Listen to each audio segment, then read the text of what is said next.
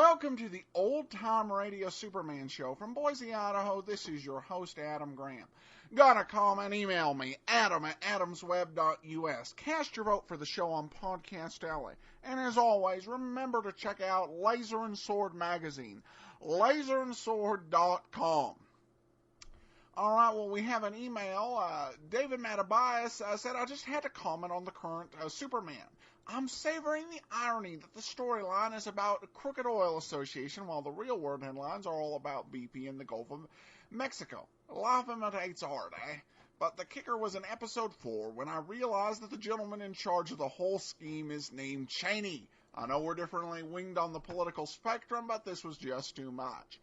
Well, David, thank you for the comment as always. And I think the rule that has to apply here is any resemblance to actual persons and events is completely coincidental, without going into the differences in the situation. The one thing that actually kind of stands out to me in these episodes, and you can think of some of the other episodes of Superman that have dealt with resource industries, whether it was the White Plague or this series. Generally in these shows, just working in the resource industry was portrayed as positive, whereas today it's more likely to be portrayed as negative. Really, in this case, Cheney is kind of being used as a vilification of the bankers, which after the Great Depression was probably more popular than it is today.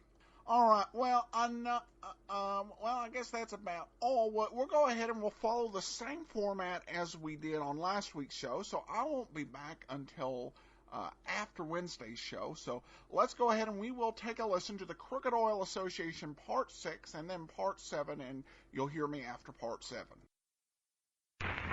Presenting the transcription feature, Superman. Look, up in the sky. It's a bird. It's a plane. It's Superman. Yes, it's Superman, strange visitor from the planet Krypton, who came to Earth with powers and abilities far beyond those of mortal men. Superman, who can leap tall buildings at a single bound, race a speeding bullet to its target, bend steel in his bare hands, and who, disguised as Clark Kent, mild-mannered reporter for a great metropolitan newspaper, fights a never-ending battle for truth and justice. But before we join Superman, listen. And now to our story.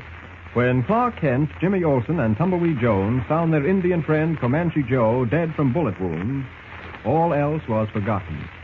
Tumbleweed particularly was hard hit, for it was Comanche who had given him the parcel of ranch land on which he had discovered oil.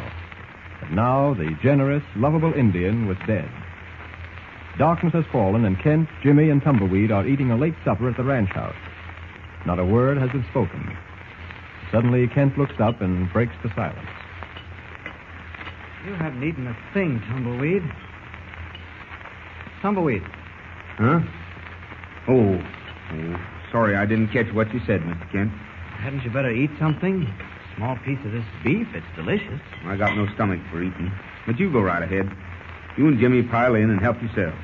I really think you should get some food inside you, Tumbleweed.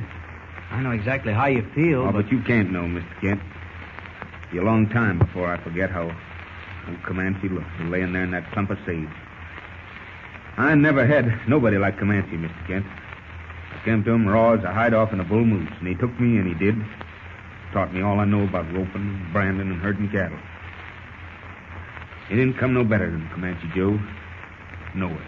He was a swell guy, Tumbleweed. Nice of you to say that, Jim boy. Old Comanche had a soft spot in his heart for you. Mentioned it many a time. And you too, Mr. Kent. I liked him a lot.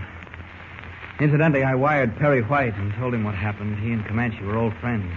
He didn't have nothing but friends, except them polecats that shot him. And if I gotta track them till the day I die, I'll make them pay for it. I've got a pretty fair idea of where to start looking. What do you mean? I ain't talking about it till I'm sure. Well, you might just as well, Tumbleweed, because both Jimmy and I are staying on until Comanche Joe's killers are brought to justice. You bet we are. I kind of half hoped you would. Makes it a mite easier when you got friends pull him alongside you. Yeah, I don't know where we'll put up, but I reckon we'll find a place. Oh, I don't quite get that, Tumbleweed. You've got enough room at the ranch here for 10 guests. Well, this ain't my ranch no more, Mr. Kent. What? Not with old Comanche Joe dead. He give it to me, but neither of us figured there was any call to draw up papers. You heard what Abner Cheney said. There ain't no deed to this ranch. Nothing in black and white. Same as how it's mine. Oh, I know, but Comanche made you a gift of the land. I can't prove it, Mr. Kent. There wasn't no witnesses except a herd of horses. Me and Comanche was sitting on the corral fence palavering when he up and said, "Tumbleweed, I'm making you a gift of that there 30-acre piece of range over beyond the gulch." That's all there is to it, Mr. Kent.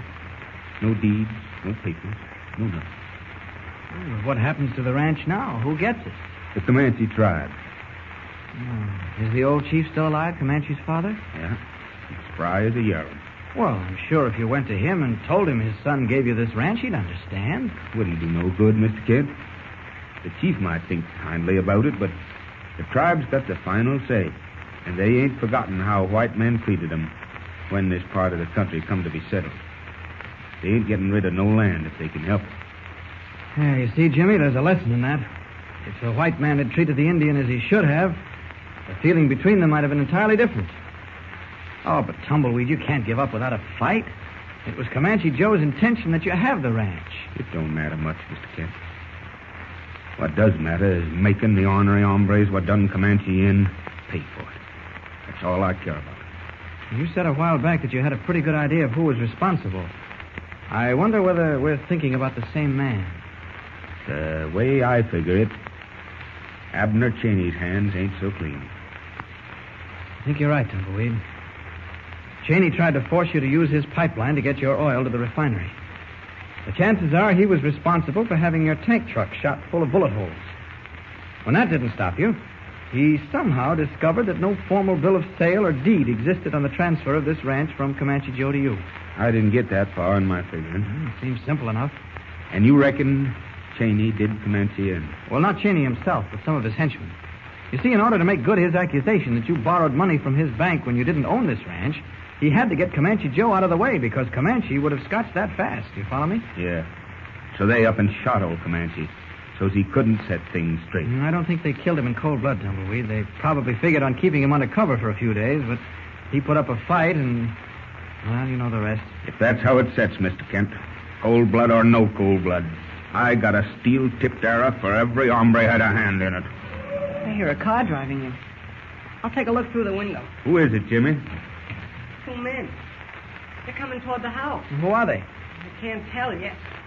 Sleeping lizards. What's the matter? It's Cheney and Chuck Connors. I'll fix them, hombres. No, take it easy, Tumbleweed.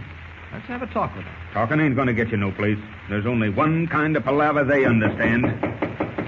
Ask them in. There's no harm done. All right. You say so, but I don't like it. Come in. Sorry to bother you, Tumbleweed. I thought I told you to stay off this ranch. Come in, Mr. Cheney. Close the door, Connors. I don't want any trouble with you, Tumbleweed. I'm just doing my duty as president of the Lost Valley Bank. And what duty's that ornery, backbiting rattler doing? Chuck's been deputized to act in this matter. That's the truth, Tumbleweed. Here's my badge. Deputy sheriff badges don't care what kind of cayuses wear 'em, do they? Even got the sheriff working for you, Cheney. We won't go into that. I expect you know why I'm here. Why are you here? My business is with Tumbleweed, Mr. Kent. Any business you got with me, Cheney, can be talked out in the open. I got nothing to hide. As you wish. You owe the bank $15,000, Tumbleweed. I've come to collect it. I reckon you've come to the wrong place. Not at all. The loan was made in accordance with your sworn statement that you owned this ranch. I find that statement untrue.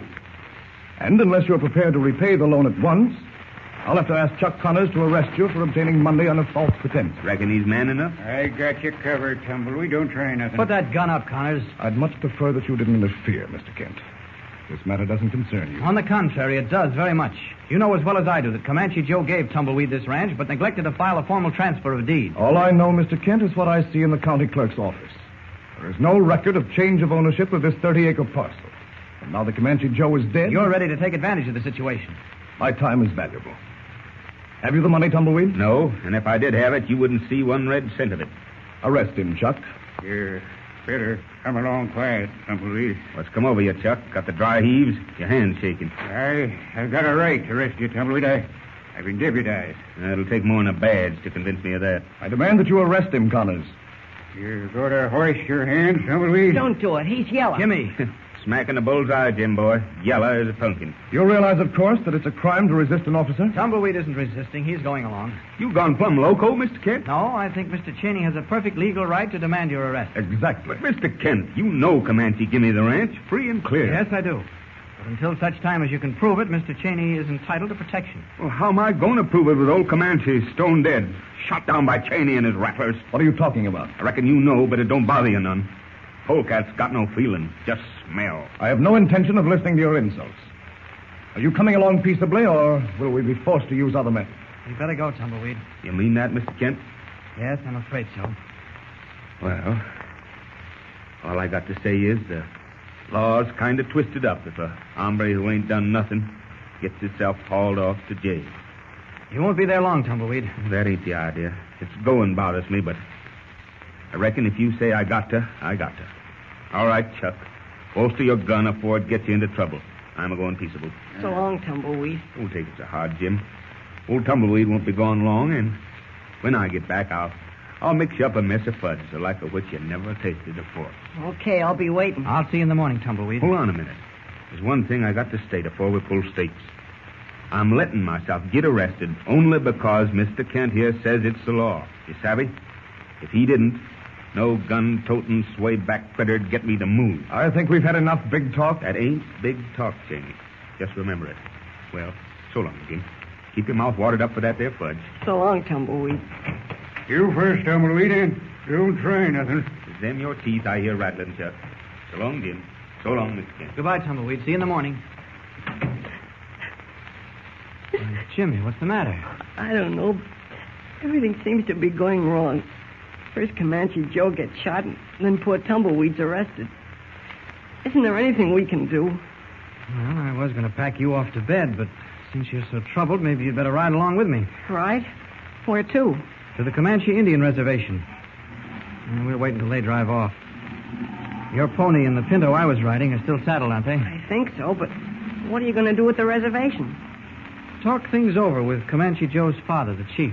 Gosh, do you think he'll let Tumbleweed have the ranch? Well, that's one question I can't answer. All right, come along. They've gone. The horses are still saddled. Good. That'll save time. Check the saddle girths on your pony.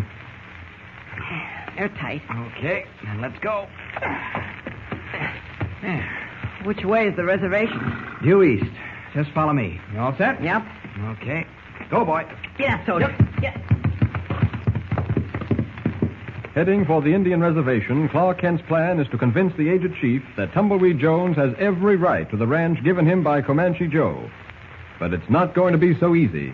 In fact, both Kent and Jimmy are in for some unexpected excitement. So don't fail to be with us for the next episode. Tune in and listen with Superman. Don't forget, tune in again for the next thrilling episode with Superman. Look, up in the sky. It's a bird. It's a plane. It's Superman. Superman is a copyrighted feature appearing in Action Comics magazine.